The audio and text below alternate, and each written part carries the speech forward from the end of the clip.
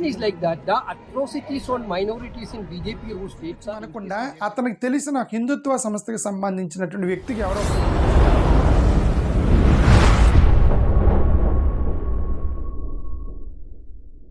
ఛత్తీస్గఢ్ రాష్ట్రంలో జరిగిన ఒక సంఘటన. రోమన్ క్యాథోలిక్ నన్స్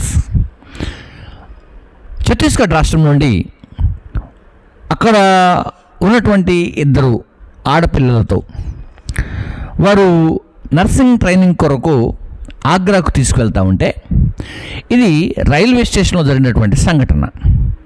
అక్కడ మనం చూస్తున్నటువంటి ఈ నన్స్ ఇద్దరు ఛత్తీస్గఢ్ రాష్ట్రం నుంచి ఆగ్రాకు బయలుదేరారు. విషయంలోకి వెళ్తే ఆ ప్రాంతం నుంచి వాళ్ళని ఎందుకు తీసుకువెళ్తున్నారు అంటే వాళ్ళు నర్సింగ్ ట్రైనింగ్ చేయడానికి వాళ్ళ బంధువులే వాళ్ళు ఇష్టపడి ఆ ట్రైనింగ్ ఒప్పుకొని వాళ్ళని పంపించారు.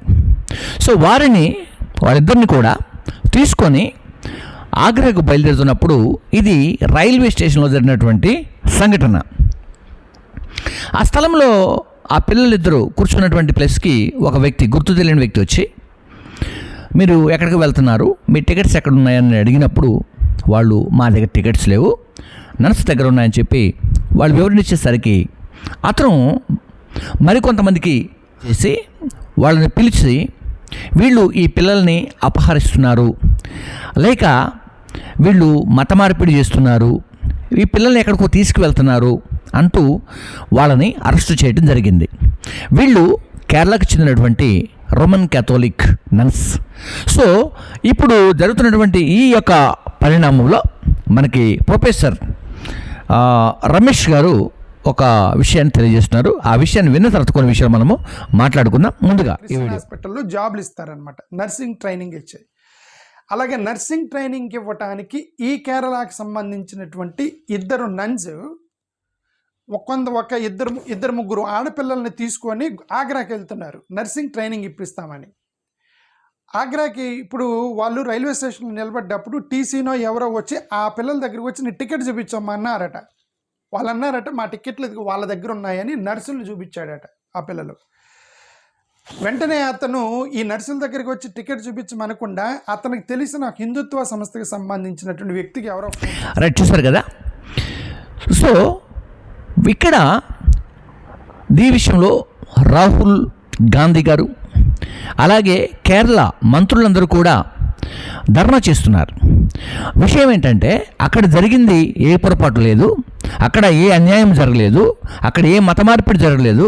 అక్కడ వాళ్ళని కేవలం బ్రతుకు తెరువు కోసమే తీసుకువెళ్తున్నారు తప్ప వారిని పర్టికులర్గా మరి ఎక్కడికో తీసుకువెళ్ళి అమ్మటానికో లేకుంటే ఏదైనా పని చేయటానికో వాళ్ళు తీసుకువెళ్ళట్లేదు అన్నట్టుగా వాళ్ళ బంధువులు కూడా చెప్పినప్పటికీ కూడా ఆ విషయాన్ని కొంచెం కరాఖండిగా ఛత్తీస్గఢ్ రాష్ట్రం పట్టించుకొని వాళ్ళని అరెస్ట్ చేయడం జరిగింది. కాబట్టి ఈ సమయంలో గమనించండి, ఇప్పుడు ఒక రైల్వే స్టేషన్లో నుండి ప్రయాణం చేస్తున్నప్పుడు ఇలాంటి సంఘటనలు జరుగుతున్నాయంటే మనం ఈ సమయంలో ఆలోచించాలి. ఇప్పటికీ ఇలా జరుగుతున్నాయి, ఇంకా జరగబోతున్నాయి, జరిగాయి కూడా. కాబట్టి ప్రేమటువంటి స్నేహితులారా ఒకసారి గమనించండి. ఇప్పుడు ఇక్కడ తల్లిదండ్రుల ప్రమేయం లేకుండా తీసుకువెళ్తే ప్రాబ్లమే, ఓకేనా. ఒకవేళ వాళ్ళ కుటుంబాలు ఎవరికి చెప్పకుండా తీసుకువెళ్తే ప్రాబ్లమే. అంతేకాకుండా వెళ్ళే వాళ్ళకు కూడా ఇష్టం లేకుండా తీసుకువెళ్తే ఇబ్బందే. కానీ వాళ్ళ బ్రతుకు తెరువు కోసం వాళ్ళ బ్రతుకు తెరువు కోసం ఇంతకుముందు నేను ఒక మాట కూడా విన్నాను. కేవలం 5,000 రూపాయల కొరకు కూడా ఈ ట్రైనింగ్ చేస్తున్నటువంటి వారు కూడా ఉన్నారని విన్నాను. పని కొరకు పట్టుకోటి కోసం కష్టపడి పని చేయాలన్న ఒక ఉద్దేశంతో. గమనించండి, ఇప్పుడు చేయవలసిన ఇలాంటి అరెస్టులు కాదు అసలు. యాక్చువల్గా అలాంటి పిల్లలకు ఒక దారి చూపించండి, అలాంటి పిల్లలకు ఒక మార్గం చూపించండి, అలాంటి పిల్లలకు ఒక మంచి పని కల్పించండి. యవనస్తులుగా వారికి కావాల్సినటువంటి ఈ ట్రైనింగ్ సెంటర్లని మీ రాష్ట్రాల్లో కూడా ఏర్పాటు చేయండి. మీ రాష్ట్రం నుంచి వెళ్తున్నారు అంటే అక్కడ కొరత ఉందని అర్థమవుతా ఉంది. దయచేసి అక్కడ ఉన్నటువంటి ముఖ్యమంత్రి గారు, అక్కడ ఉన్నటువంటి నాయకులు గమనించండి.